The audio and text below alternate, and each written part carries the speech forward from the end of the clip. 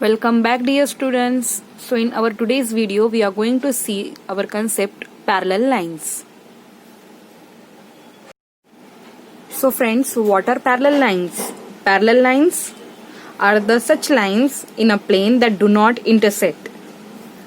So you can say, for example, in a railway track, if you see the two sides of the straight road or the two straight rails of a railway track or the parallel bars, or in general two lines in a plane, you can say two lines in a plane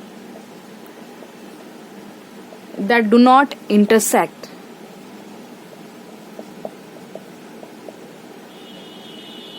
That do not intersect, what do you call them? They called parallel lines.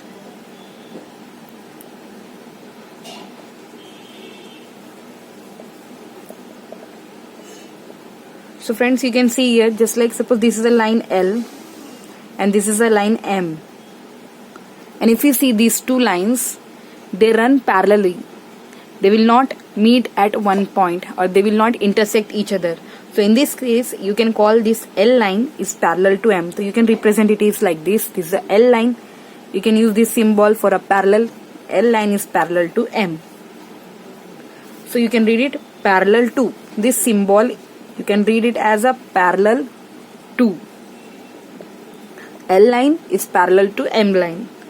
So friends, two lines or the line segment in a plane which do not intersect and the perpendicular distance between them remain constant. This distance is going to remain constant. So you can call them as a parallel lines. If you run them across both the sides, this side also and this side also, then the distance between these two lines is going to remain constant. Such two lines, friends, you can call as a parallel lines. Now friends, we will see the concept of transversal. So let us assume, first of all, suppose any two lines. This is a line L and friend, this is a line M. So we are having two different lines, L and M. Now friends, consider one more line. Suppose this is another line, and you can say suppose this line is N, and because of this new line N, this L is going to cut at this point. Say this point is P and this point is say Q. So friends, you can see that a line which cuts or intersect two or more lines at a different points, or you can say distinct points, then such line is going to call as a transversal. So here you can call this N line as a transversal. So friends, a transversal is such a line which cuts across or intersect two or more lines at two different points. Like L line is cut at this P point and this M line is cut at this Q point because of this transversal. So transversal become a such line which cut two lines or two or more lines at two different points. It should not cut at one point. So in this case, N become a transversal. So you can write down here definition. A transversal is a line that cuts, or you can say intersect, two or more lines at different points, or you can say distinct points. Distinct means different points. So in this case, L line is cut at the point P and M line is cut at the point Q because of this transversal N. So N is here transversal. So consider one more example, friends. This is a line M. This is line M. And we are having one more line. Suppose this is a line L. So friend, these are the two different lines M and L. And suppose one more line is there. We are going to pass from here. Suppose this is a line N and it is cutting this line L at a point P and cutting this line M at a point Q. So friends, again in this case N is going to be transversal. So you can call N is a transversal here. Why transversal? Because it is going to cut two different lines, that is M line and L line at two different points, not a single point. So N is also transversal here. But for example, if you consider this line as M here, and friends L line is here, and one more line N is here. So friends, N line is intersecting the both line at the same point. So here N is not a transversal. So you can say here N is not a transversal, not transversal. Because for a line to be transversal, it should cut two or more lines at distinct points, distinct or different points. Like here P and Q, and in the above example you can see here P and Q, two different lines, two different points this cutting. But here M and L, both lines are cut by this N line at a one only point. So here you can say N is not a transversal. So you can say, friends, a transversal is a line that cuts or intersect two or more line at distinct points. Distinct in the sense means different points. So this is an example of transversal, this is the example of transversal. But here you can say figure third, this is a figure third, this 1, 2 and this is 3 is not a transversal. For it intersect the two lines in only one point, that is the point P, means only one point is here. So friends, now consider two more lines, that is line L and this is a line M. So these are the two different lines, and suppose one line is there which is transversal and it's going to cut these two lines at two different points. This is at point P and this is the point at Q. So friends, you can call this as a transversal. Why transversal? Because of this line N, this line L and M are cutting at the two different points. So P is here, this complete N line is what? Transversal line. So friends, whatever the region is here, so you can call it as a exterior region. Exterior region. And this internal, you can say these are the interior region.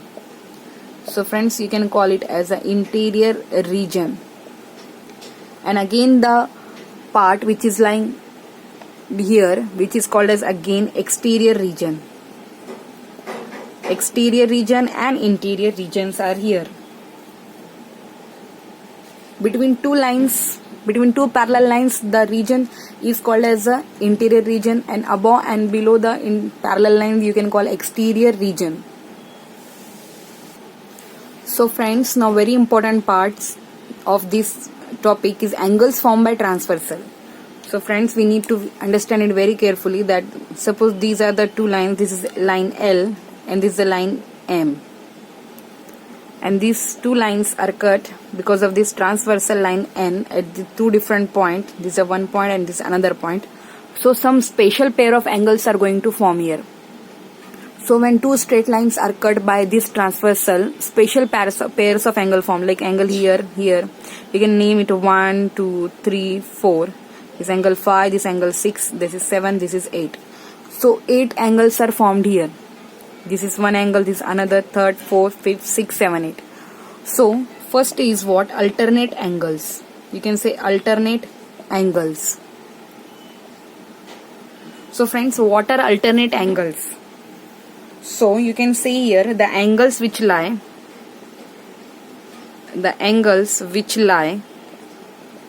depending upon their position, we are going to give them special name. Between the two lines,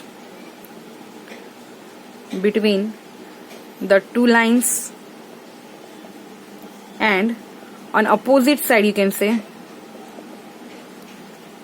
opposite sides of what? Opposite sides of the transversal.